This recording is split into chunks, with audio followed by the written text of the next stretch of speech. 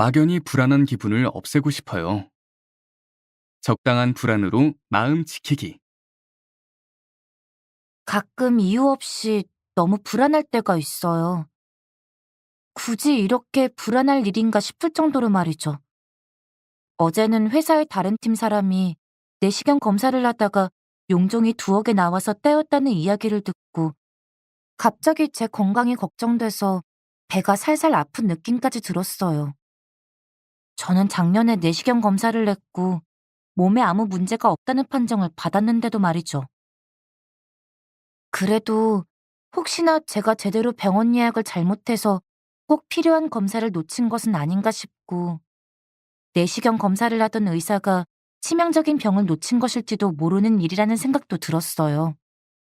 제가 만일 죽게 된다면 우리 가족들은 어떻게 살아갈지 걱정이 되기도 하더라니까요. 그 사람의 용종 이야기를 시작으로 전 어제 오후 내내 불편하고 가슴이 두근거리는 채로 업무에도 전혀 집중하지 못했어요. 쓸데없는 망상인 것은 알아요. 하지만 저는 이따금 이렇게 한심해져요. 저도 이런 저를 꼭 고치고 싶어요. 불안은 그야말로 양날의 검입니다. 그것이 주는 피곤만큼 살아가면서 이득을 본 일도 사실 많죠. 쑥스럽지만 저는 불안이 많은 사람입니다. 하지만 불안이 많은 성격 덕에 저는 크게 다친 적도 없고 쉽게 실수하지 않으며 중요하다 싶은 일은 웬만해서는 잘 잊지 않는 편입니다. 돌아보면 학생 시절 학업이나 성취도 측면에서도 저는 불안의 부스터를 나름 받은 것 같기도 합니다. 하지만 그 녀석은 가끔 티셔츠의 가격표 태그가 성가시게 목덜미를 쿡쿡 찌르는 것처럼 거슬리기도 합니다. 저는 종종 제가 필요한 것 이상의 불안을 안고 사는 건 아닐까 생각하곤 해요. 며칠 뒤 제가 어딘가에서 누군가를 만나야 하는 약속이 있다고 해봅니다. 전 그럴 때면 어디서 어떻게 만날 것인지 시뮬레이션부터 하곤 합니다. 특히 전날에는 그곳에 가는 방법을 궁리하고 자기 전에 혹시 늦잠을 자지 않을까 하는 걱정으로 잠에 드는 것이 어려울 때가 많으며 그로 인해 꼭 알람이 울리기 수십 분 전에 일어나곤 해요.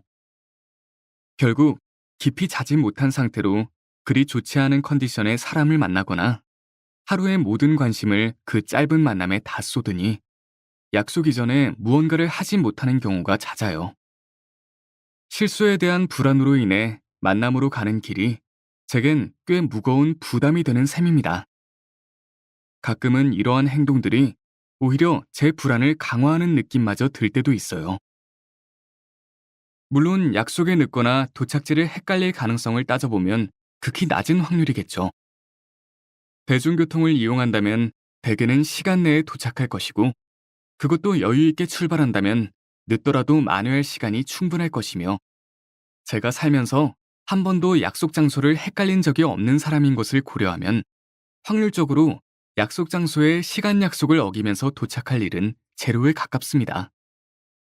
만일 몇 분 정도 늦더라도 만나기로 한 사람에게 전화로 미리 양해를 구할 수도 있고 택시를 타는 등 다른 방식으로 큰 신뢰를 피할 수도 있겠죠.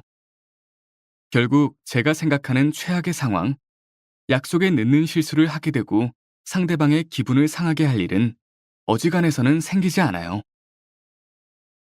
하지만 그런 것을 세세하게 따지기 이전에 저는 순간 긴장을 품습니다. 솔직히 그럴 여유가 없거든요.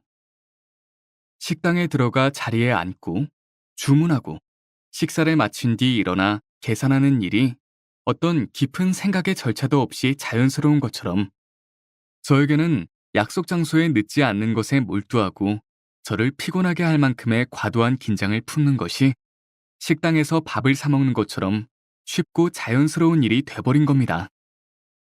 오래된 마음의 습관은 이렇게 한 사람에게 생각이 끼어들 여지를 주지 않는 경향이 있어요.